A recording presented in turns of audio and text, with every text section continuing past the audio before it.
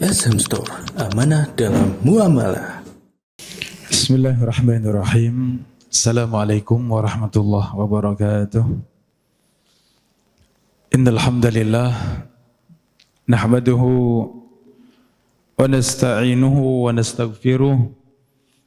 Na'udzu billahi min shururi anfusina wa min sayyiati a'malina. Man yahdihillahu fala mudhillalah wa man yudlil fala hadiyalah. Asyhadu an la ilaha illallah wahdahu la syarika lah wa asyhadu anna Muhammadan abduhu wa rasuluh. Qala Allah Ta'ala fil Qur'anil Karim, ya ayyuhalladzina amanu taqullaha haqqa tuqatih wa la tamutunna illa wa antum muslimun. Ya ayyuhan nasu taqu rabbakumul ladzi khalaqakum min nafsin wahidah wa khalaqa minha zawjaha wa bassa minhuma rijalan katsiran wa nisaa'a wattaqullaha alladzi tasaaluna bihi wal arham innallaha kana 'alaikum raqiba. Ya ayyuhalladzina amanu taqullaha wa qulu qawlan sadida yuslih lakum a'malakum wa yaghfir lakum dhunubakum wa may yuti'illaha wa rasulahu faqad faza fawzan 'azima. Fa inna asdaqal hadithi kitabullah wa khairal hadi hadi Muhammadin sallallahu alaihi wasallam. Syarrul umuri muhdatsatuha fa inna kulla muhdatsatin bid'ah wa kulla bid'atin dhalalah wa kulla dhalalatin finnar. Amma ba'd. Alhamdulillah, segala puji dan syukur kita panjatkan kepada Allah.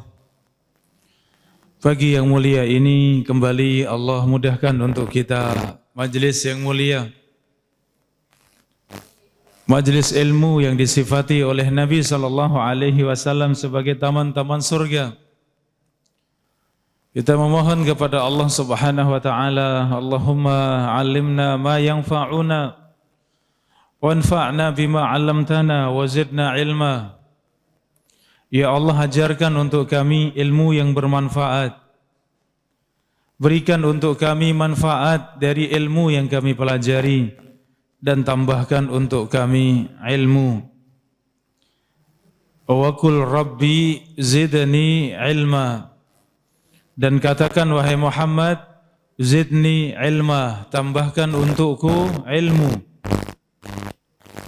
Allah Subhanahu wa taala tidak perintahkan kepada nabinya sallallahu alaihi wasallam untuk minta tambahan kecuali meminta tambahan ilmu. Apalagi kita semuanya tentu sangat butuh dengan ilmu. Hendaknya kita semuanya senantiasa meminta kepada Allah Subhanahu wa taala, Rabbi zidni ilma, ya Allah tambahkan untukku ilmu. Saudara-saudari, ikhwani wa akhwati fillah, rahimani wa rahimakumullah. Kita lanjutkan kembali kajian kita dari kitab Al-Wasail Al-Mufidah lil Hayati Sa'idah, kiat-kiat yang bermanfaat untuk meraih hidup bahagia.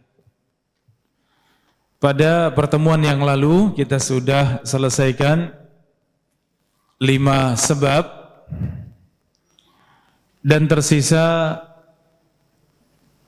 dari sebab yang ke-6 sampai dengan yang terakhir. InsyaAllah hari ini kita selesaikan biidznillah. Mudah-mudahan Allah Subhanahu wa taala memudahkan kita semuanya untuk memahami ilmu yang kita pelajari, sehingga memudahkan kita semuanya untuk mengamalkannya. Ikhwani wa akhwati fillah, rahimani wa rahimakumullah. Di antara sebab-sebab untuk meraih kebahagiaan, kiat-kiat untuk sampai kepada kebahagiaan, at-tahaddus bi ni'amillah al-zahirah wal batinah, agar kita menceritakan, agar kita menyebut-nyebut nikmat-nikmat Allah yang lahir maupun yang batin, yang tampak maupun yang tidak tampak. Fa inna ma'rifataha wa tahaddus biha yadfa'ullahu bihi alham wal gham. Karena sesungguhnya seorang yang mengetahui kenikmatan yang Allah berikan kepada kita, menyebut-nyebut dan menceritakan tentang kenikmatan yang kita terima dari Allah Subhanahu wa taala, itu memudahkan kita semuanya untuk menjauhkan dari sifat sedih, dari sifat tidak tenang, ya, sifat yang membuat kita tidak nyaman, semuanya akan hilang tatkala kita selalu mengingat-ingat nikmat-nikmat Allah. Di mana kita membandingkan antara kesulitan yang kita hadapi, kesedihan yang kita hadapi, kita bandingkan dengan kenikmatan Allah yang sangat banyak, maka tentu akan memudahkan kita menjadi hamba yang pandai bersyukur kepada Allah Subhanahu wa taala. Karena mengingat-ingat kenikmatan Allah ini mengantarkan kita semuanya untuk menjadi hamba yang pandai bersyukur kepada Allah Subhanahu wa taala. Derajat yang sangat tinggi tatkala seorang hamba bersyukur kepada Allah. Ya, sebagaimana hadis yang diriwayatkan oleh Ibunda Aisyah radhiyallahu anha, wahai Rasulullah, bukankah engkau telah diampuni dosa-dosa yang lalu dan dosa-dosa yang akan datang? Ya, bagaimana engkau tetap mengerjakan salat malam, salat sunnah sampai pecah-pecah kaki beliau, sampai bengkak-bengkak?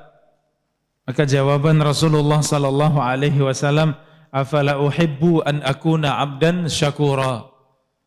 Tidak inginkah aku menjadi hamba yang bersyukur kepada Allah? Mudah-mudahan Allah Subhanahu wa taala melimpahkan untuk kita semuanya menjadi hamba yang senantiasa bersyukur kepada Allah Subhanahu wa taala. Wa in ta'uddu ni'matallahi la tuhsuha. Jika kalian menghitung-hitung kenikmatan Allah, sungguh kalian tidak mampu menghitungnya. Wa qalilun min ibadiyasy syakur, dan tidak banyak dari hamba-hambaku yang bersyukur. Saudara-saudari jamaah rahimakumullah, Allah Subhanahu wa taala menyifati hamba-hamba yang bersyukur kepada Allah ternyata tidak banyak. Ya, mudah-mudahan kita termasuk di dalamnya yang senantiasa mengingat kenikmatan Allah sehingga pandai bersyukur kepada Allah. Tatkala seorang hamba ingin masuk di dalam surga dengan amalnya, maka Allah katakan, engkau tidak akan masuk di dalam surga kecuali dengan keutamaan dariku, kecuali dengan rahmatku. Hamba pun tetap ingin masuk surga dengan amalnya, merasa sudah banyak beramal, sudah banyak beribadah sepanjang hidupnya. Maka Allah Subhanahu wa taala perintahkan kepada para malaikat agar menghitung semua ibadah yang ia kerjakan sepanjang hidupnya, diletakkan di satu sisi timbangan, dan nikmat satu mata diletakkan di sisi timbangan yang lain. Mana yang lebih berat antara semua amalnya, semua ibadahnya sepanjang hidupnya dengan kenikmatan satu mata saja, bukan dua-duanya, satu mata saja. Kemudian ditimbang, apakah seluruh ibadahnya, seluruh amalnya sudah bisa menutupi nikmat satu mata? Ternyata yang terjadi, nikmat satu mata lebih berat. lebih berat daripada seluruh amal, seluruh ibadah yang dikerjakan hamba tersebut. Ya, maka ia pun mengatakan, aku masuk di dalam surga dengan rahmat-Mu ya Allah, dengan keutamaan dari-Mu ya Allah. Ya, maka hadis yang seperti ini tatkala kita tadabburi, ya kita merasa kurang ini, kurang itu, merasa tidak dapat ini, tidak dapat yang itu, merasa terus kita merasa kurang. Kita sangat lupa dengan kenikmatan yang Allah berikan pada kita. Padahal kenikmatan Allah baik kenikmatan dunia maupun kenikmatan agama. Ya, kenikmatan dunia contohnya tadi satu butir mata yang kita pakai, apalagi kita pakai dua-duanya, satu biji mata kita saja ternyata tidak bisa kita tutup dengan amal saleh kita, dengan amal ibadah kita. Ya, bagaimana kemudian seorang hamba berkeluh kesah? Seorang hamba kemudian banyak mengeluh, saya demikian, saya demikian, saya demikian. Padahal Allah Subhanahu wa taala karuniakan untuknya kenikmatan yang sangat banyak. Wa in ta'udu ni'matallahi la tuhsuha. Jika kalian menghitung-hitung kenikmatan Allah, sungguh kalian tidak mampu menghitungnya, tidak akan mampu menghitung kenikmatan Allah. Walaupun demikian bukan berarti kita tidak menghitung. Ya, kita diperintahkan untuk ya, in ta'uddu, jika kalian menghitung, la tuhsuha, kalian tidak akan bisa menghitung satu persatu, tidak akan bisa menyebutkan satu persatu. Ya, nikmat Allah ini harus kita hitung. Harus kita hitung-hitung. La tuhsuha, namun Allah sebutkan kalian tidak akan mampu ya untuk menghitungnya. Bayangkan bagaimana satu mata saja itu tidak bisa ditutupi dengan nikmat atau dengan amal ibadah kita sepanjang hidup kita. Bagaimana akan menghitung ya satu persatu dari kenikmatan Allah Subhanahu wa taala? Apakah kalian mampu untuk menguasai dan menyebut semuanya? Tidak mungkin. Oleh karenanya, saudara-saudari rahimani wa rahimakumullah, Syekh Abdurrahman As-Sa'di rahimahullah menyebutkan di dalam sebab yang keenam, untuk meraih kebahagiaan hendaknya Anda menghitung-hitung kenikmatan Allah. Anda menyebut-nyebut kenikmatan Allah. Anda selalu mengingat-ingat kenikmatan-kenikmatan Allah, al-zahirah wal batinah, baik kenikmatan yang terlihat maupun yang tidak terlihat. Kenikmatan dunia maupun kenikmatan agama yang Allah berikan pada kita semuanya. Ketika kita menghitung kenikmatan sehat misalnya, dengan sehat kita bisa beraktivitas. Orang yang sakit ada di atas tempat tidurnya, ia tidak mampu untuk berjalan, duduk saja tidak mampu apalagi berjalan. Orang yang sakit kadang ke kamar mandi saja tidak bisa. Ya, maka Allah berikan kepada kita nikmat sehat. Ni'matani maghbunun fihima katsirun minan nas, as-sihhatu wal faragh. Dua kenikmatan yang mana kebanyakan manusia melupakan dua kenikmatan tersebut, tertipu dengan dua kenikmatan tersebut, as-sihhatu wal faragh, yaitu nikmat sehat dan nikmat sempat. Allah Subhanahu wa taala berikan kita kenikmatan sehat. Ya, dengan sehat tersebut semua aktivitas bisa kita kerjakan. Iya, kita bisa dengan sehat bisa tidur dengan nyenyak, tidur dengan nyaman, bangun dalam keadaan segar, fresh. Setelah bangun tidur kita bisa beraktivitas. Apa yang ingin kita kerjakan, semua perkara yang bermanfaat bisa kita kerjakan karena kita sehat. Sampai kemudian kita ingin beristirahat kembali, kita ingin tidur kembali. Ya Allah, satu nikmat ini saja itu tidak bisa kita syukuri, tidak bisa kita hitung satu persatu. Sehat apanya? Sehat matanya, sehat tangannya, sehat lidahnya, ya. Demikian sehat anggota badan yang lain, tidak bisa kita hitung satu persatu, yang semuanya kenikmatan yang sangat besar. Ketika kaki kita ada salah satunya yang mungkin tertarik, mungkin keseleo, ya, tidak sembuh-sembuh, terasa sekali kita berjalan tidak seimbang jalannya. Kenapa? Ya ternyata keseleo misalnya. Tapi Allah berikan sehat, Masya Allah. Ya, ketika tangan terkilir misalnya, kemudian belum sembuh, bagaimana? Sangat susah untuk gerak saja sakit, bahkan bengkak. Ya, Allah berikan sehat. Allahu Akbar. Kalau kita hitung betapa banyaknya kenikmatan yang Allah berikan pada kita. Saudara-saudari jamaah rahimakumullah, menghitung kenikmatan Allah Subhanahu wa taala memudahkan kita untuk menjadi hamba yang bersyukur kepada Allah. Dari syukur tersebutlah akan datang kebahagiaan. Hamba yang pandai bersyukur kepada Allah, maka itu akan menghapuskan berbagai macam kesulitan, kesedihan, gundah gulana, semuanya bisa hilang dengan pandai bersyukur kepada Allah Subhanahu wa taala. Allah Subhanahu wa taala berikan kita keluarga. Allah berikan kita keluarga.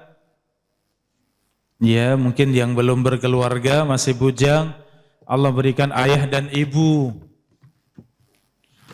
Tidak akan bisa merasakan nikmatnya ada ayah, ada ibu di rumah bersama dengan kita kecuali mereka sudah meninggal.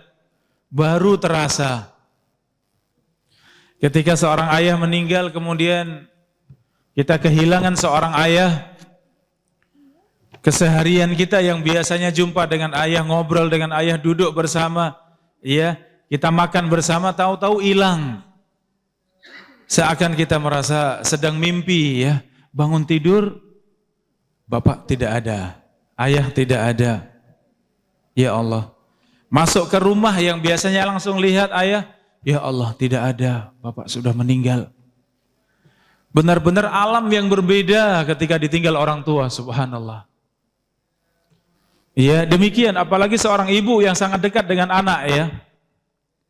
Ketika seorang ibu sudah meninggal, ya Allah, seakan segala-galanya tidak ada rasanya. Ya, seakan semua kenikmatan itu terasa redup sekali. Kenapa? Satu nikmat yang paling besar ada seorang ibu. Ketika sudah tidak ada, ya Allah, biasanya saya jumpai ibu di sini. Biasanya ibu jam segini di sini. Biasanya ibu sedang memasak. Biasanya ibu sedang, subhanallah, itu ngilang. Tidak ada sama sekali. Seakan kita hidup di alam yang lain, ya Allah. Maka nikmat yang seperti ini kalau kita hitung, nikmat punya keluarga, kita hitung, ya Allah, betapa agungnya, betapa mulianya. Ketika Allah berikan kenikmatan masih ada orang tua, masih ada ayah, masih ada ibu, alhamdulillah, syukuri. Wa qadha rabbuka alla ta'budu illa iyyah. Allah wajibkan kepada kalian agar jangan menyembah kecuali hanya kepada Allah. Wa bil walidaini ihsana, dan agar berbuat ihsan kepada kedua orang tua. Ya, ini nikmat keluarga. Mungkin yang sudah berkeluarga, ada istri, ada suami, ada anak, ya. Itu semuanya karena kebiasaan seakan menjadi biasa. Padahal kalau kita hitung-hitung adanya istri, adanya suami, nikmat yang sangat besar.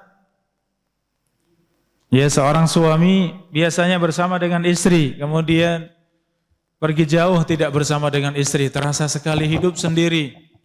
Atau istri sedang ada urusan sehingga safar keluar kota, kita di rumah sendiri. Bagaimana rasanya, ya Allah?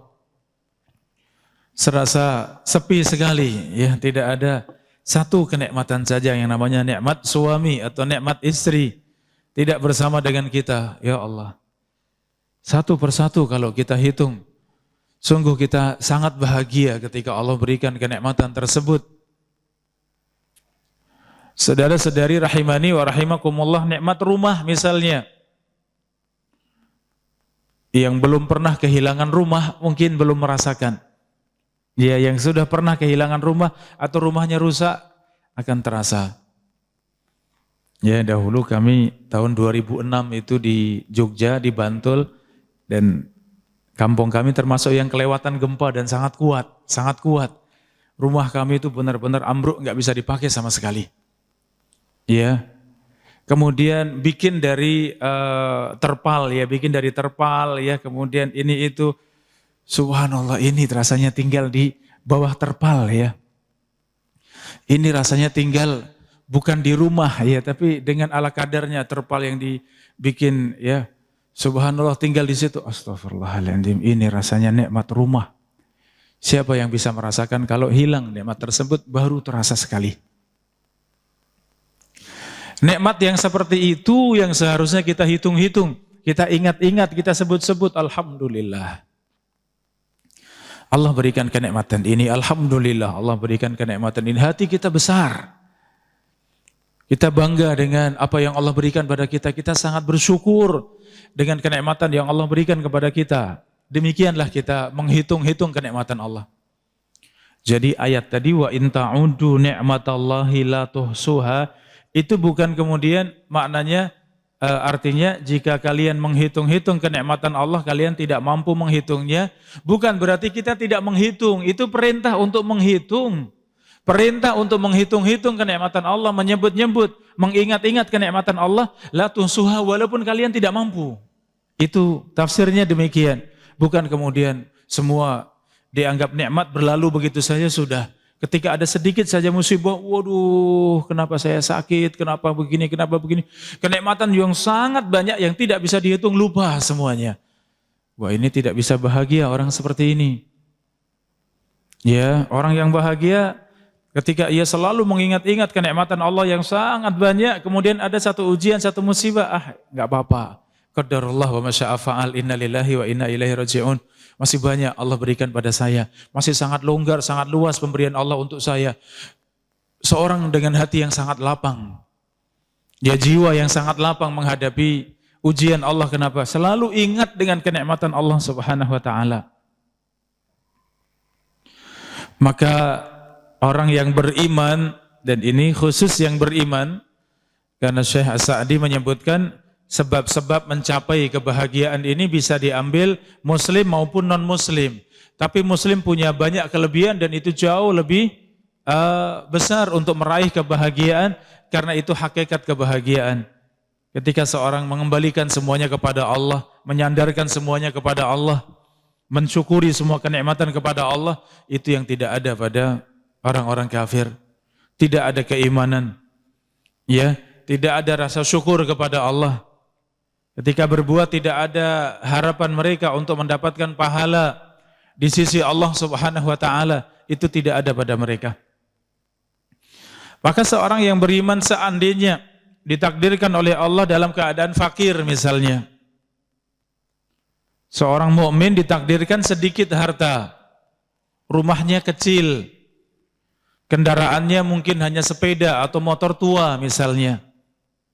Ya, pekerjaannya mungkin keseharian, pekerjaan yang susah, tapi ternyata bisa ya untuk kesehariannya, dengan dipres-pres ya, dipas-paskan untuk kebutuhannya, bisa bertahan hidup. Orang yang seperti itu, tatkala ia seorang yang beriman, bisa tidak bahagia? Bisa. Subhanallah. Ya, saya jumpa dengan di jamaah kami yang ada di Jogja ya. Ada yang hilang matanya, tidak bisa melihat. Yaitu kalau ketemu ustadz itu senang sekali, wajahnya berbinar-binar wajahnya, padahal nggak lihat. Masya Allah, sambil ngelus-ngelus tangan, sambil ngelus. Kemudian bercerita, ya Allah, saya senang sekali ustadz jumpa dengan jenengan. Saya selalu ngikutin jenengan di radio Muslim, kalau Jogja di radio Muslim, saya selalu ngikuti kajian-kajian jenengan. Ilmu jenengan sangat bermanfaat, Masya Allah.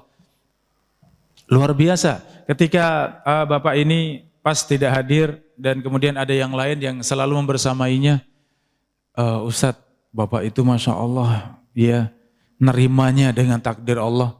Mata tidak ada saja, Masya Allah, bersyukurnya luar biasa Ustadz. Saya pernah katakan, nanti kalau saya meninggal duluan, biar mata saya ini dipindah ke mata jenengan. Ya, biar mata saya sedekahkan ke jenengan. Mungkin karena belum tahu hukum ya, padahal aslinya badan kita semua milik Allah ya, tidak bisa diberikan ya untuk yang lain kecuali sesuatu yang tidak membahayakan. Donor darah apa boleh ya, tapi kalau mata, Allahu a'lam, lebih baik tidak. Tapi ia mengatakan itu. Ya nanti biar mata saya dipasang di mata jenengan, ya. Kata bapak yang sakit ini, jangan. Saya sudah bahagia sekali dengan ini. Saya sangat bahagia sekali tidak punya mata katanya. Subhanallah. Ya, ustadznya dapat pelajaran ya dari muridnya. Masya Allah. Ya, seorang hamba yang tidak punya mata ketika adakah bayangan pengen punya mata, ternyata jangan, saya sudah bahagia sekali. Saya bersyukur sekali dengan ini katanya, Masya Allah. Ya, ini jamaah rahimakumullah, jadi kita yang sehat, kita yang lapang, kemudian kita nggak bisa bahagia, harusnya tidak terjadi pada seorang muslim ya. Seorang yang fakir saja kalau dia seorang muslim dia sangat bahagia. Dia dengan mengingat kenikmatan Allah tadi menjadi semuanya lapang. Ketika fakir hanya dari sisi fakir dalam urusan harta, tapi kenikmatan yang lain sangat banyak. Ia mata sehat, ia bisa memandang, ia bisa melihat. Lisan, ia sehat, ia bisa berzikir, ia bisa membaca Al-Quran. Mungkin harta tidak punya, tapi badan sehat, ia bisa beribadah dengan semangat, bisa bangun malam, bisa sholat duha. Masya Allah, itu kenikmatan yang lebih daripada sekedar kenikmatan tidak punya harta dunia. Dunia kecil di dalam pandangan Allah Subhanahu Wa Taala. Ya, ketika seorang sakit misalnya sehingga ia berbaring di tempat tidur, tidak bisakah ia bahagia? Orang yang beriman sangat bahagia walaupun sedang sakit. Kenapa? Ia pandai menghitung-hitung kenikmatan Allah. Ya, kalau satu persatu dihitung apa yang ada di sekitar kita dan semuanya kenikmatan yang Allah berikan pada kita, Masya Allah, betapa bersyukurnya seorang hamba, betapa bahagianya seorang hamba. Allah kasih kenikmatan yang tidak bisa terhitung. Maka poin yang keenam ini, jamaah rahimani wa rahimakumullah, sebanyak apapun kesulitan yang Allah berikan kepada kita, ujian dan cobaan yang Allah berikan kepada kita, kalau dihadapkan dengan kenikmatan yang Allah berikan pada kita, enggak ada bandingannya. Iya, kalau mau dihitung persentase, ada tidak 1% ujian Allah untuk kita, yang 99 itu kenikmatan, enggak bisa sebanding, walaupun itu hanya 1%. Ya, saking kecilnya ujian Allah dibandingkan dengan lautan kenikmatan Allah di hadapan kita semuanya, yang ada di tangan kita semuanya. Ya, maka seorang muslim luar biasa sangat bersyukur kepada Allah Subhanahu Wa Taala. Ya, seorang yang selalu mengingat kenikmatan Allah, apa hasilnya? Menjadi seorang hamba yang penyabar, seorang hamba yang ridho, menjadi seorang hamba yang pasrah dan tunduk kepada Allah, bersandar kepada Allah, bergantung kepada Allah Subhanahu Wa Taala. Kenapa? Ia sangat ingat dengan kenikmatan yang Allah berikan kepadanya. Apalagi kalau tadi yang disebut nikmat dunia, kalau kita sebut nikmat hidayah, nikmat Islam, ya Allah, tidak ada yang lebih besar daripada kenikmatan Islam, nikmat hidayah, nikmat taufik, nikmat sunnah yang Allah berikan pada kita semuanya. Kita ada di dalam Islam.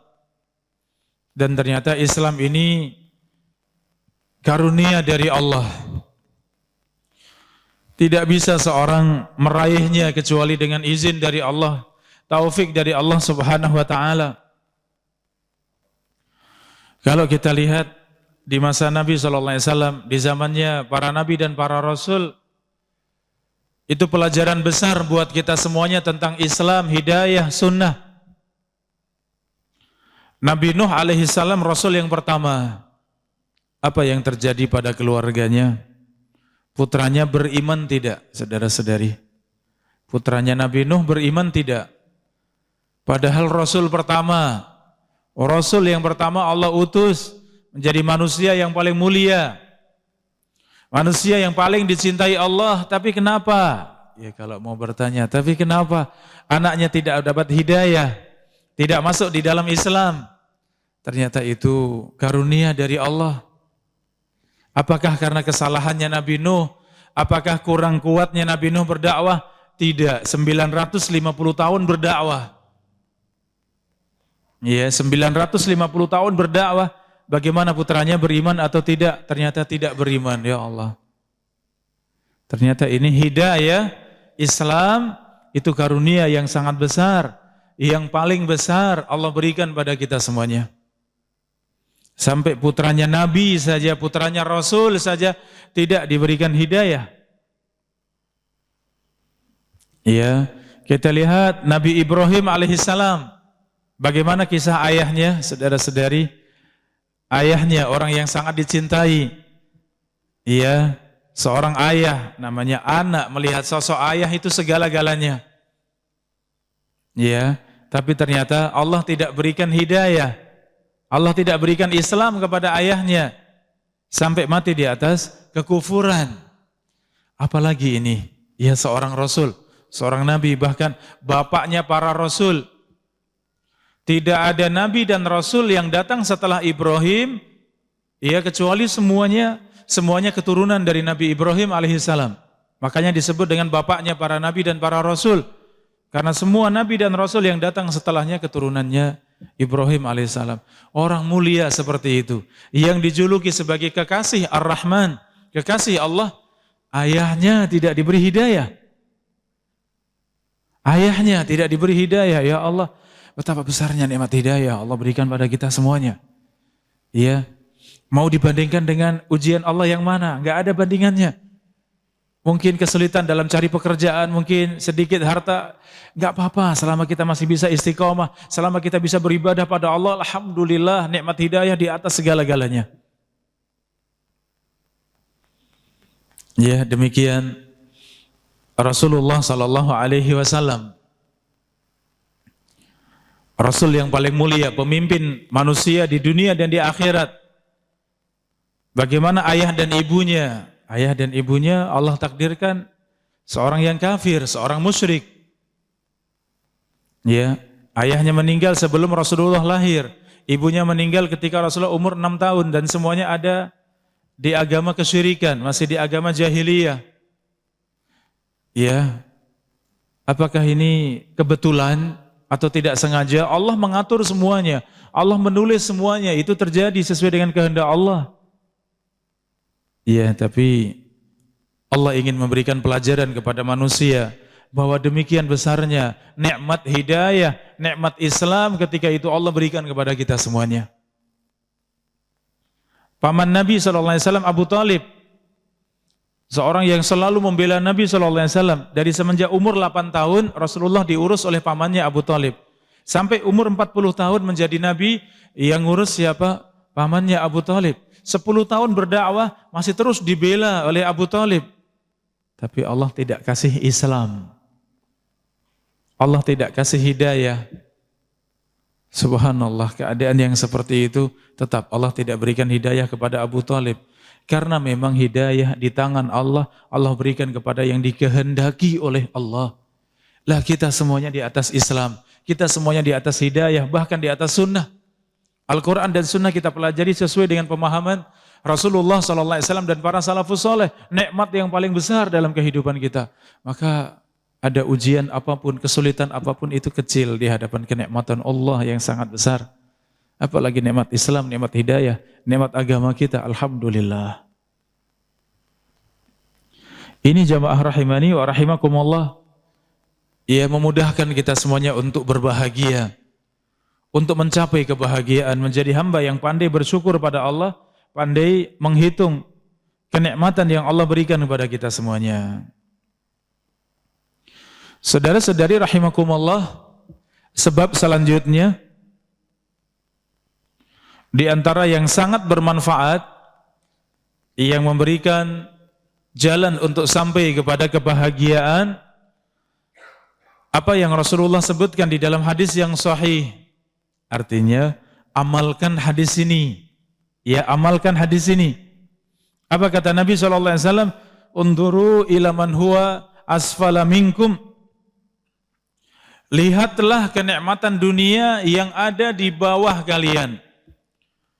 Lihatlah orang-orang yang kenikmatannya ada di bawah kalian. Wala tanduru ila man huwa fawqakum. Dan jangan melihat kepada orang-orang yang kenikmatan dunianya ada di atas kalian. Fa innahu ajdaru an la tazdaru ni'matallahi 'alaikum. Maka ini yang lebih pantas agar kalian tidak mengingkari kenikmatan Allah Subhanahu wa taala atas kalian. Hadis riwayat Al-Bukhari dan Muslim. Saudara-saudari rahimakumullah, insyaallah untuk pemahamannya, untuk teorinya tidak sulit ya. Tapi yang butuh dari kita semuanya setelah kita faham, kita pegang dengan erat. Gigit dengan gigi geraham. Kita amalkan. Karena pemahamannya mudah, ilmunya insya Allah sampai pada kita mudah. Dan itu untuk sampai kepada tujuan kita, sebagaimana judul dari kitab yang kita pelajari, kiat-kiat untuk meraih kebahagiaan, maka itu akan kita raih ketika kita amalkan. Ya, maka satu persatu ini kita tadaburi ya, kemudian berusaha dengan sungguh-sungguh kita amalkan. Yakin kita meraih kebahagiaan. Ya, kalau sekedar tahu kembali, tahu yang berikutnya, tapi tidak ada usaha untuk mengamalkan atau biasa saja, kemudian lewat sekedar wawasan, sekedar tahu, nasib kita masih sama, nggak berubah. Yang sedih masih tetap sedih, yang gampang galau tetap galau ya, kalau tidak kita amalkan. Maka ayo kita fahami dan ini alhamdulillah dimudahkan oleh Allah. Setelah itu ayo kita amalkan, bersungguh-sungguh untuk kita amalkan. Kata Nabi SAW dalam urusan dunia, lihatlah seorang yang dunianya, hartanya ada di bawah kalian. Dan itu selalu ada. Di dalam masalah ilmu saja Allah sebutkan wa fawqa kulli dzi ilmin alim. Di atas semua yang berilmu ada lagi yang lebih berilmu. Ya. Tidak ada yang kemudian paling berilmu, pasti ada di atasnya yang lebih berilmu, dan yang paling atas adalah Allah Subhanahu wa taala. Maka kalau bicara kenikmatan dunia khususnya yang disebutkan dalam hadis ini, kenikmatan dunia separah apapun dunia kita masih ada yang di bawah kita. Yakin tidak jamaah? Yakin tidak? Selalu ada yang di bawah kita dalam urusan dunia, pasti ada. Iya, pasti kita melihat ya. Kalau melihatnya ke atas itu selalu kurang perasaannya. Ya, kita-kita yang sudah semakin tua, semakin sepuh ya, melewati perjalanan hidup. Ya, mungkin sudah hidup berkeluarga 10 tahun, 20 tahun, 30 tahun ya, melewati banyak pengalaman hidup ya. Ketika dulu di awal-awal mungkin kita belum memiliki kendaraan. Allah kasih motor ya, betapa senangnya kita. Iya, kemudian melihat yang lain, wah itu bagus sekali. Iya. Ternyata suatu saat Allah pun berikan. Sudah punya motor yang bagus, melihat, wah itu kalau pakai mobil nyaman banget. Tidak kena panas, tidak kehujanan. Iya, Allah berikan mobil. Sudah punya mobil, apalagi yang dikatakan, ya Allah, mobil yang itu, waduh AC-nya dingin banget, enak kalau itu. Iya, double blower lagi depan belakang ada AC-nya, wah nyaman sekali, semua yang numpang yang ada di dalam semuanya nyaman. Allah kasih yang seperti itu. Lihat lagi demikian, ternyata kalau lihat yang ke atas, apa yang terjadi jamaah? Ya Allah, nggak ada habisnya. Kita nggak pandai bersyukur pada Allah. Ya, tapi kalau kita lihatnya ke bawah, dalam urusan dunia, dalam urusan kenikmatan selalu lihat ke bawah. Ini yang tadi saya sampaikan. Yang terpenting kita mengamalkannya ya. Kalau teori insya Allah mudah, pemahaman insya Allah mudah. Tapi ayo kita amalkan. Capai bahagia dengan cara apa? Lihat ke bawah dalam urusan dunia. Kalau dalam urusan ibadah, urusan akhirat, lihatnya ke atas. Iya, ada saudara yang rajin baca Al-Quran, ya Allah indahnya.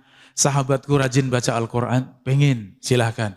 Lihatnya ke atas kalau urusan akhirat, urusan agama. Ya, ada teman kita yang Masya Allah, rajin berpuasa, Masya Allah bahagianya bisa istiqomah puasa seperti itu. Saya pengen seperti itu, silahkan. Dalam urusan akhirat, dalam urusan agama, lihatnya ke atas. Tapi kalau urusan dunia, kenikmatan dunia harus melihat ke bawah. Wala tanduru ila man fawqakum, jangan sekali-kali lihat yang di atas. Karena itu pantas untuk kalian ya agar tidak mengingkari kenikmatan Allah. Di tangan kita, pada diri kita itu kenikmatan sangat banyak, tapi kadang lupa yang dilihat orang lain. Wah itu enak, rumahnya luas, wah itu enak, kendaraannya bagus, wah itu enak, hartanya banyak, wah itu enak, halaman rumahnya luas misalnya. Yang dilihat orang lain, padahal yang di kita, yang di tangan kita itu nikmat sangat banyak, tidak bisa kita hitung. Tapi itu lupa. Maka ini jamaah rahimani wa rahimakumullah. Sebab yang ketujuh, agar kita bersungguh-sungguh untuk bisa menjaga pandangan kita, menjaga hati kita di dalam urusan dunia, lihat yang ke bawah. Ya, apalagi yang ibu-ibu ya, para akhwat, ya ini nasihat untuk Anda semuanya. Ternyata Rasulullah mengajarkan kita lihat yang ke bawah sehingga hidupnya tentram, hidupnya bahagia. Alhamdulillah saya punya kendaraan, alhamdulillah saya punya rumah. Ya, alhamdulillah saya punya suami, alhamdulillah saya punya anak. Ya, dan seterusnya. Hitung kenikmatan tersebut. Dalam urusan dunia, lihat ke bawah. Lihat yang ada di bawah kita, kita akan pandai bersyukur pada Allah. Alhamdulillah, saya masih punya 2 kaki. Ya, ada yang berjalan dengan 1 kaki. Ya, yang jalan dengan 1 kaki lihat, wah ya Allah, alhamdulillah, ada yang tidak punya kaki sama sekali. Ternyata selalu ada yang ada di bawah kita. Jamaah rahimani wa rahimakumullah, nikmat Allah, nikmat yang lahir dan batin, nikmat yang tampak maupun yang tidak tampak, dan itu sangat banyak. Baik nikmat agama maupun nikmat dunia. Allah Subhanahu wa taala jauhkan dari kita berbagai macam kesulitan, dan itu buat kita mudah. Contoh kalau bicara negeri kita ya, negeri kita yang sering disoroti apanya? Kalau kita dengar pembicaraan orang-orang bicara ya banyak yang di atas tidak adil, yang tidak jujur, yang korupsi, yang ini, seakan ya Allah, kadang kita sempit perasaannya ketika dengar yang demikian. Tapi sisi yang lain kita lupa bahwa negeri kita ini negeri yang aman, negeri yang tentram. Ya, kita bisa sholat bebas, sholat berjamaah 5 waktu, tidak ada yang menghalangi. Kita bermajelis ilmu, tidak ada yang menghalangi, Masya Allah. Ya, nikmat tentram, bahagia seperti ini ada pada kita semuanya, alhamdulillah. Untuk urusan makan dan minum kita juga dimudahkan, tidak terlalu sulit. Yang penting kita mau berusaha, alhamdulillah Allah berikan untuk kita. Ini nikmat yang sangat banyak. Ya, sehingga dibandingkan dengan apa yang ada, tentu itu sangat kecil dibandingkan dengan kenikmatan yang Allah berikan pada negeri kita ini. Walaupun itu terus kita berusaha ya, untuk bisa, mudah-mudahan negeri kita ini negeri yang berkah ya, negeri yang dilimpahkan kenikmatan dari langit, dari bumi oleh Allah Subhanahu wa taala. Keberkahan dari langit dan dari bumi tentu tidak lain walau anna ahlal qura amanu wattaqau. Seandainya penduduk satu negeri beriman dan bertakwa, la fatahna alaihim barakatin minas sama'i wal ardi. Kami akan bukakan berkah dari langit dan dari bumi. Selama penduduknya beriman dan bertakwa. Saudara-saudari, jamaah rahimani wa rahimakumullah, masuk pada sebab yang berikutnya. Di antara sebab meraih kebahagiaan dan hilangnya dari kesedihan, dari kegundahan, yaitu as-sa'yu fi izalatil asbabil jalibah lil humum.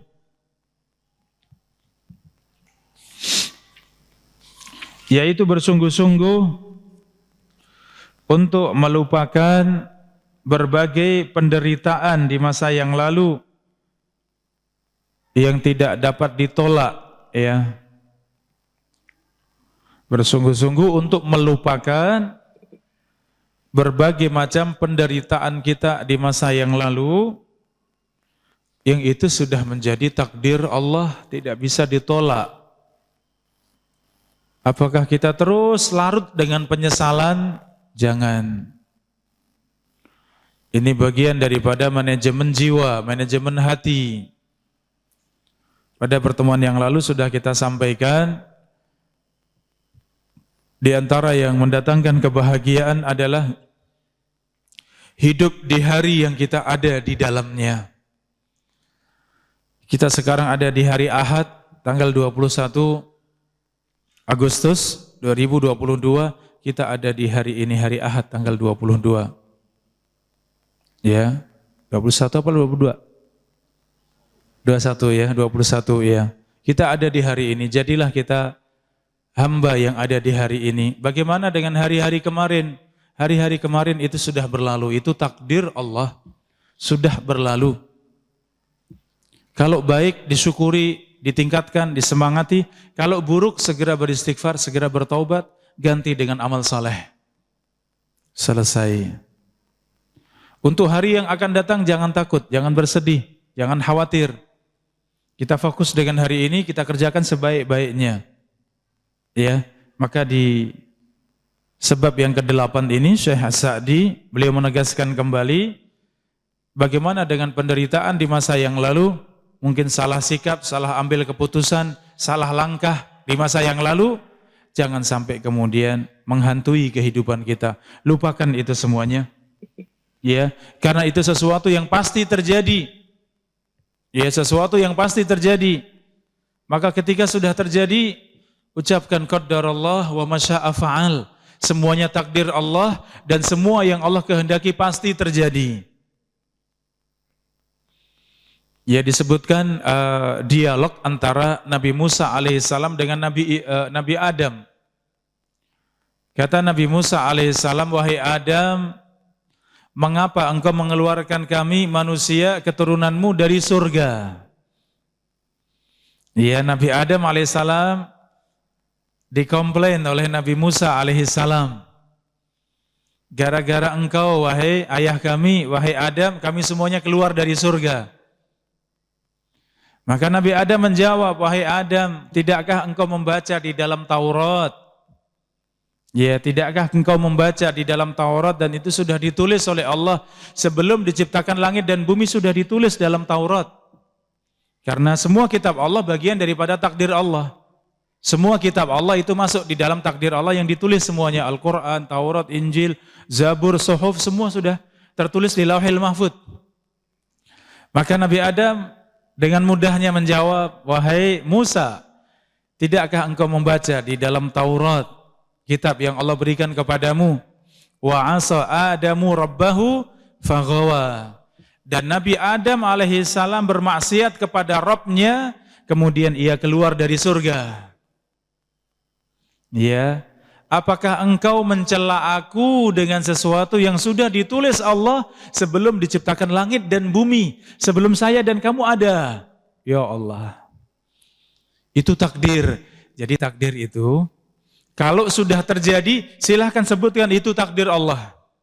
Tapi kalau belum terjadi, jangan katakan, aku ingin bermaksiat, toh itu juga nanti jadi takdir Allah, itu tidak boleh.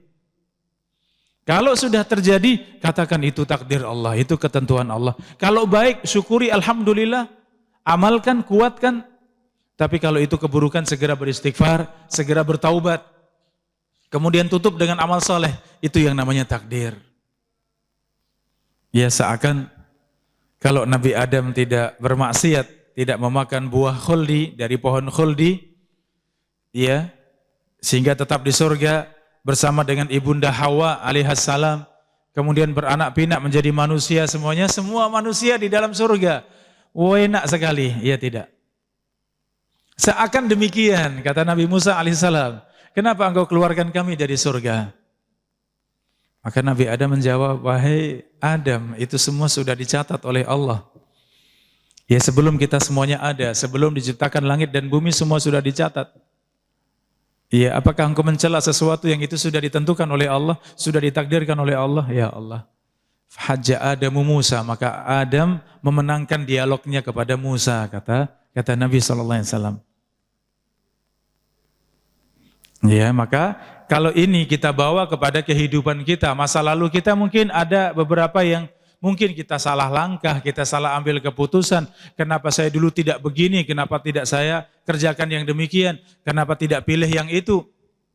Itu masa lalu. Kalau kita pikirkan seperti itu membuat kita susah, membuat kita tidak bahagia. Tapi yakini bahwa itu adalah takdir Allah. Itu adalah ketentuan Allah yang pasti terjadi dalam kehidupan kita. Ucapkan qaddarallah wa ma syaa fa'al. Itu semuanya takdir Allah dan itu pasti terjadi dan itu sudah terjadi. Kemudian kita sibuk di dalam urusan yang mulia, dalam kebaikan. Masa lalu sudah berlalu. Ya, ini di poin ini jamaah rahimani rahimakumullah, sesuatu yang tidak bisa kita tolak, yang sudah terjadi jangan sampai menghantui, jangan sampai membuat kita susah. Contoh pasangan suami istri, ya mungkin dulu waktu mau menikah mungkin calonnya ada 2, ada 3, sebagian sampai ada 5 mungkin, kemudian memilih yang sekarang menjadi istrinya. Iya, mungkin ada penyesalan, kenapa saya pilih yang ini ya? Kenapa dulu saya tidak pilih yang itu? Ternyata yang itu sukses sekali. Dia pandai bisnis, dia usahanya luar biasa, solehah lagi Masya Allah misalnya. Mungkin akan terus menghantui kehidupan kita, ya Allah menyesal sekali, kenapa saya nggak pilih yang itu misalnya. Ya kalau bicara akhwat mungkin juga sama ya. Saya itu datangi ikhwan banyak sekali, cari lamar banyak sekali.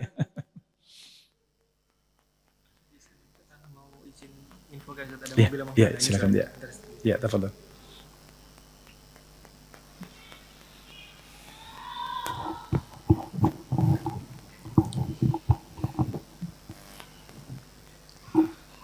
Bismillahirrahmanirrahim. Kami informasikan kepada para jemaah sekalian yang membawa mobil dengan plat nomor L1907KU Avanza dan plat nomor W1204VH Expander, plat nomor L1178B2 HRV, plat nomor W1939NA, dan plat nomor L1230RE Expander, kami mohon untuk bisa memarkirkan di area luar masjid karena menghalangi lalu lalang dari jamaah yang lain. Atas perhatiannya kami ucapkan jazakumullah khairan, barakallahu fikum.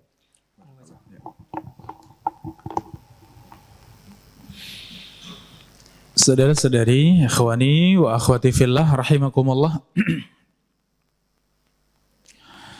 Ya ini ya, di sebab yang ke-8 ini ya, masa lalu yang tidak baik, kenangan yang tidak baik, kejadian yang tidak baik dalam kehidupan kita, yang tidak kita sukai, jangan sampai mengganggu ya. Itu masa lalu. Dalam catatan takdir, sebelum itu terjadi, sudah ditulis oleh Allah. Kemudian terjadi, maka itu ada di dalam tulisan Allah. Setelah terjadi juga demikian, itu bagian daripada takdir Allah. Sehingga kita sebagai manusia, bisakah berbuat sesuatu dengan yang sudah terjadi? Bisakah berbuat sesuatu dengan yang sudah ditulis oleh Allah? Jawabannya tidak bisa. Maka kalau kita kemudian terus memikirkan yang seperti itu, ya itu sikap yang tidak benar.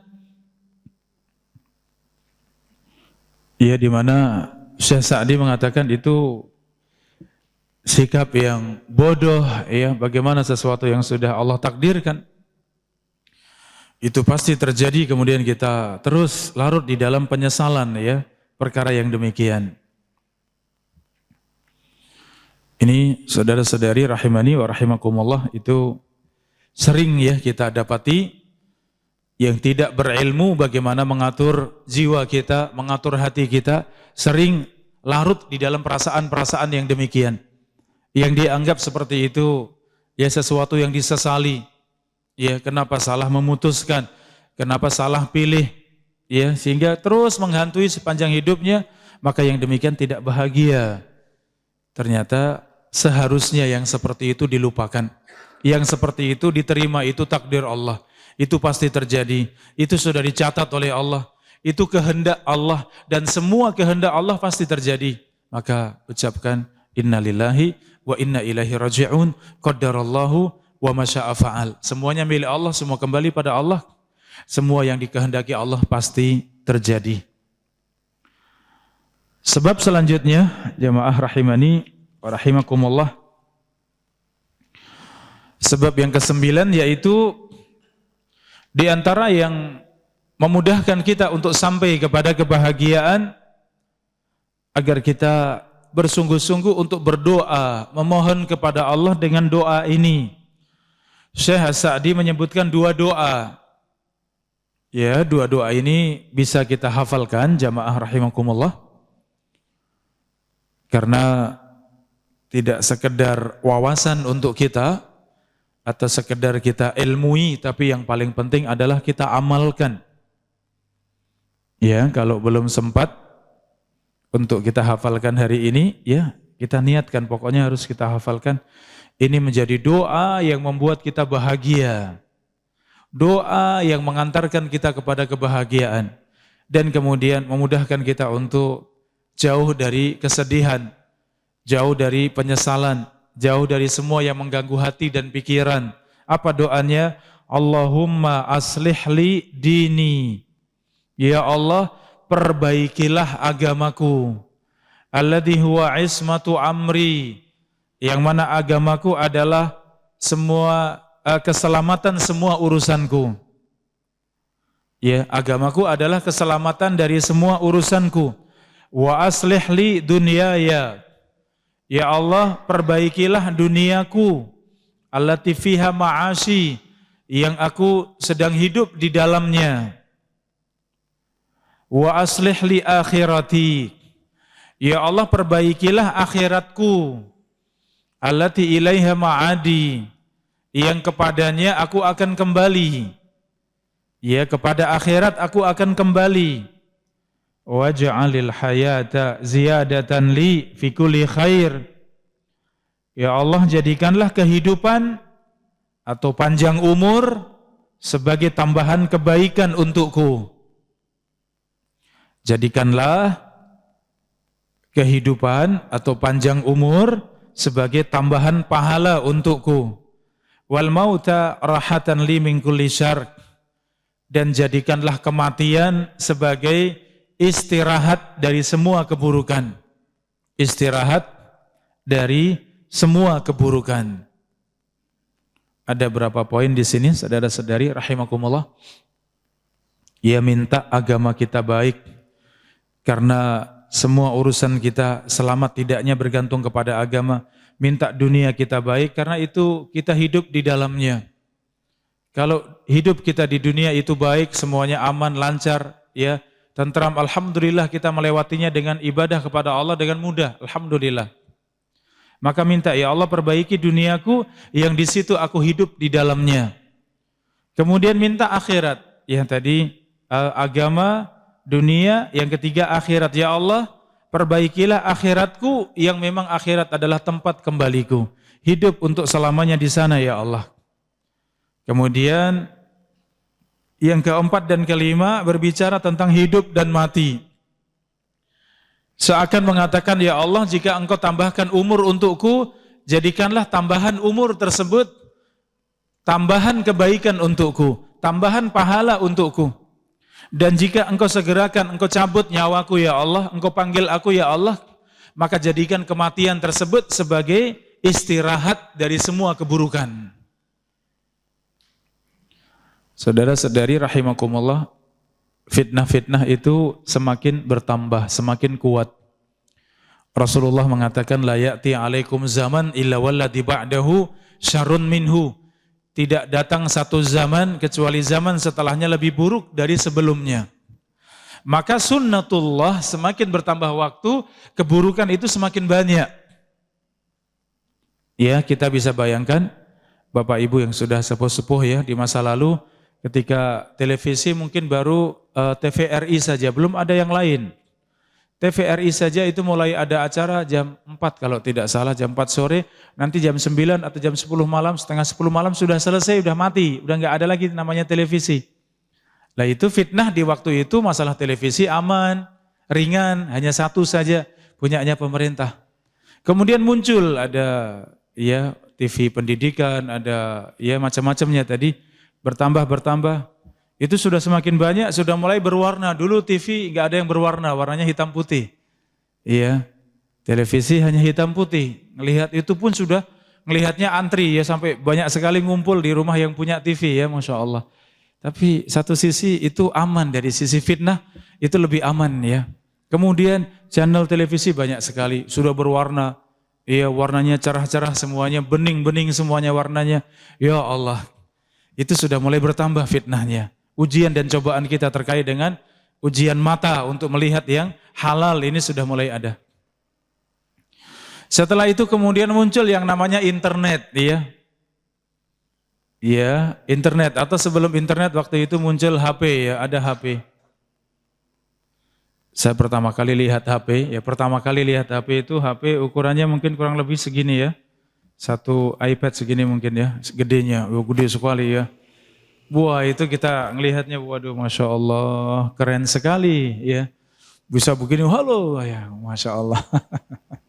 Besar sekali. Ya itu apa sih itu?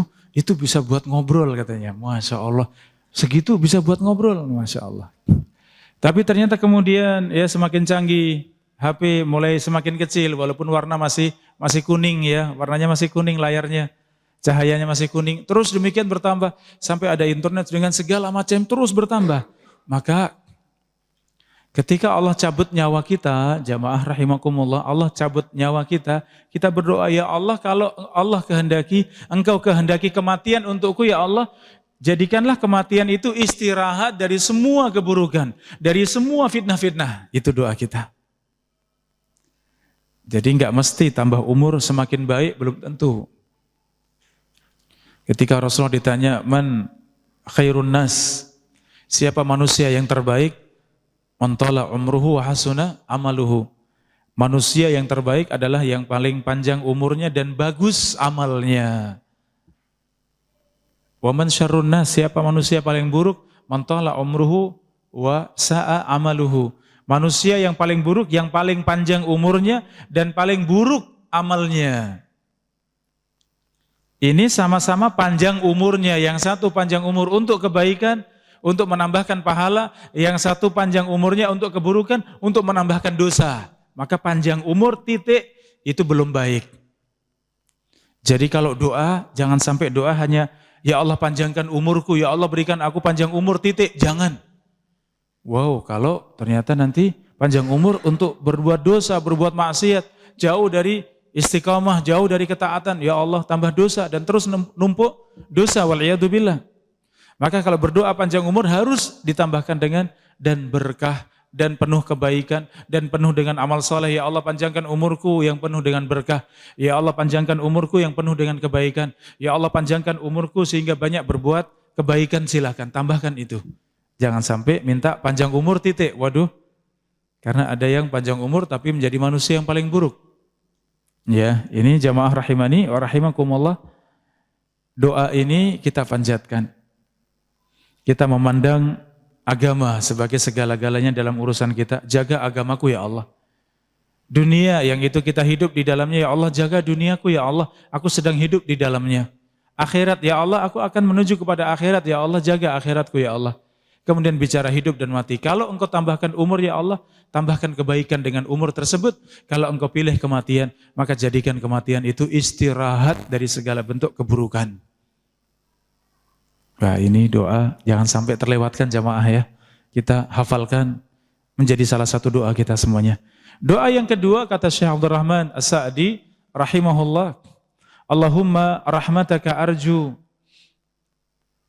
Fala takilni ila nafsi tarfata ain wa aslih li sya'ni kullahu la ilaha illa anta.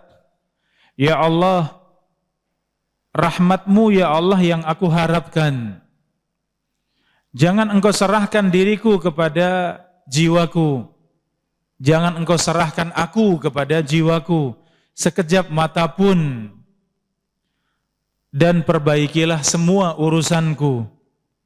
Tidak ada ilah yang benar kecuali engkau. Doa yang kedua, jamaah rahimakumullah lebih ringkas. Lebih ringkas. Allahumma rahmataka arju ya Allah, sesungguhnya aku hanya berharap rahmatmu ya Allah. Maka jangan engkau pasrahkan diriku, ya, jangan engkau pasrahkan aku kepada diriku sendiri. Jangan engkau sandarkan aku kepada diriku sendiri. sekejap mata pun. Karena tidak ada seorang yang mampu di atas istiqamah, di atas kebaikan kecuali itu taufik dari Allah. Ya, maka tidak ada seorang yang bisa bersandar kepada diri sendiri, bersandar kepada kekuatannya, kecerdasannya, bersandar kepada kekayaannya, hartanya, bersandar kepada keluarga besarnya, itu semua tidak ada artinya. Karena yang mampu hanya Allah Subhanahu wa taala. Maka jangan pasrahkan aku ya Allah kepada diriku sendiri, tapi jadikan diriku bergantung kepadamu ya Allah, selalu bergantung kepadamu ya Allah. Ya, ini doa sebagus apapun diri kita, maka jangan sampai kita bergantung kepada diri sendiri, merasa pintar kemudian bergantung kepada kecerdasannya, merasa kaya bergantung dengan hartanya. Harta bisa hilang, kecerdasan bisa dicabut oleh Allah. Ya, itu mudah buat Allah. Tapi jadilah seorang hamba yang benar-benar bergantung kepada Allah Subhanahu wa taala, yang segala sesuatu ada di tangan Allah. Segala sesuatu ada di tangan Allah Subhanahu wa taala. Maka bergantung hanya kepada Allah. Perbaikilah semua urusanku ya Allah. Tidak ada ilah yang benar kecuali Engkau. Ini saudara-saudari rahimani wa rahimakumullah, menjadi jalan kita untuk sampai kepada kebahagiaan dan jauh dari kesedihan, yaitu dengan kita bersungguh-sungguh berdoa, meminta, memohon kepada Allah Subhanahu wa taala dengan doa ini. Adapun sebab selanjutnya, jamaah rahimani wa rahimakumullah, sebab yang ke-10, yaitu seorang hendaknya memperkirakan kemungkinan yang terburuk yang bisa jadi akan menimpanya, kemudian menguatkan diri untuk bisa menerima seandainya terjadi yang paling buruk. Ini mental juara ini. Ya, mentalnya orang-orang besar itu mentalnya siap untuk yang terburuk. Tetap berusaha, tetap sungguh-sungguh, ikhtiar ya, diusahakan semuanya. Tapi dalam hati mentalnya siap seandainya ditakdirkan yang paling buruk, siap. Sehingga tidak kaget. Ya, ini contoh jamaah rahimani wa rahimakumullah ya. Dulu kami waktu masih nyantri, ya, kemudian tentu harapan kami bisa mendaftar di Madinah, bisa diterima di Madinah. Ya, dan alhamdulillah saya pribadi juga sama mendaftar. Tapi sudah dari awal, dari semenjak belum mendaftar, pas mendaftar, proses menunggu dan daftar di Madinah itu masa tunggunya 1 tahun, ya, panjang. Itu yang justru saya persiapkan, bukan bersiap untuk diterima. Itu pengalaman pribadi ya. Justru saya bersiap untuk benar-benar ketika sudah diumumkan dan saya tidak diterima, benar-benar saya siap. Saya pribadi menyiapkan mental itu. Ya, seandainya, mudah-mudahan tidak demikian, terus berdoa. Saya pesan pada orang tua waktu itu melaksanakan haji, Bapak tolong doakan saya bisa diterima di Madinah. Usaha tetap saya berusaha, tapi mental saya benar-benar saya siap. Seandainya pengumuman tidak diterima, saya harus siap. Ya, alhamdulillah ketika pengumuman saya termasuk yang diterima, alhamdulillah. Ya, bersyukur sekali, tapi mental waktu itu benar-benar siap. Seandainya tidak diterima, saya harus siap. Tapi saya dapati teman-teman yang lain beda-beda. Ya, teman saya yang menggebu sekali pengen diterima, kemudian diumumkan, ternyata tidak diterima. Sampai kemudian telepon diulang lagi, benar nama saya tidak ada, dicari-cari, oh tidak ada. Wah, itu keadaannya ya Allah. Seakan kemudian loyo, ya, lemes ya, kayaknya nggak semangat hidup, ya, nggak semangat hidup. Yang lain lagi, ya, ada yang berusaha 1 kali belum diterima, 2 kali belum diterima. Ya, entah mungkin spontan atau bagaimana sampai kemudian kepala itu ya dijedotkan di tembok ya, tapi mungkin saking kenapa ini kok saya berkali-kali tidak diterima, seakan begitu ya. Nah, ini contoh yang simple buat kita pada poin yang ke-10 ini. Kita semuanya dalam semua urusan kita siapkan mental yang paling buruk pun kita harus siap. Sehingga ketika itu terjadi, kita siap. Misalnya ada keluarga yang sakit misalnya, dikatakan dokter sudah parah, sudah berat, atau sudah kecil harapan untuk bisa selamat misalnya. Kita harus segera menyiapkan mental ini. Mental harus segera disiapkan. Agar kita tetap tenang, bahagia, lapang ya, mental harus disiapkan. Seandainya benar Allah panggil, kita harus menerima. Ya ini penting jamaah rahimani wa rahimakumullah ya. Kalau mental kita benar-benar kemungkinan yang terburuk kita sudah siap.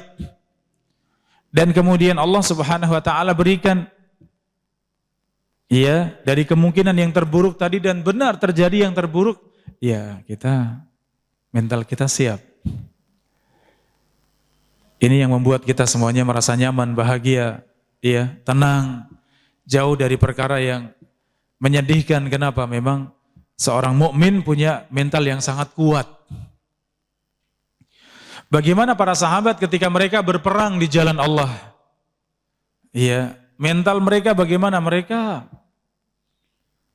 sangat kuat, mereka bahkan siap mati. Ya, ini luar biasa para mujahid, para sahabat yang berjihad di jalan Allah.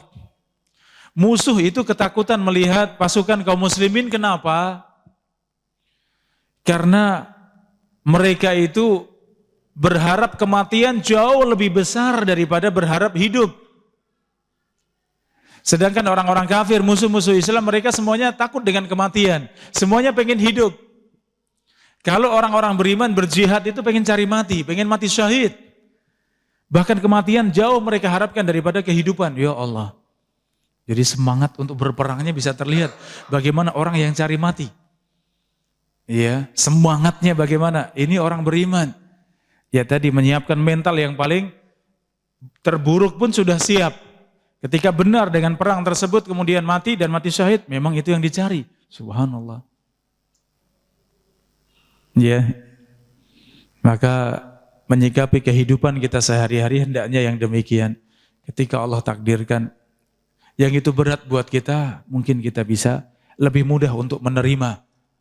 Ya, lebih mudah untuk menghadapi kenyataan yang Allah takdirkan untuk kita semuanya. Maka kemungkinan yang terburuk harus benar-benar kita siapkan di dalam mental kita, di dalam diri kita. Baik, demikian jamaah rahimani wa rahimakumullah untuk sesi yang pertama. Ya, dan insyaallah sesi yang terakhir sekaligus insyaallah kita hatamkan kitab ini biidznillah. Masih tersisa beberapa. Insyaallah kita selesaikan pada sesi yang terakhir biidznillah. Allahu taala a'lam bissawab. Sallallahu wasallam ala nabiyina Muhammadin wa ala alihi wa sahbihi ajma'in. Assalamualaikum warahmatullahi wabarakatuh.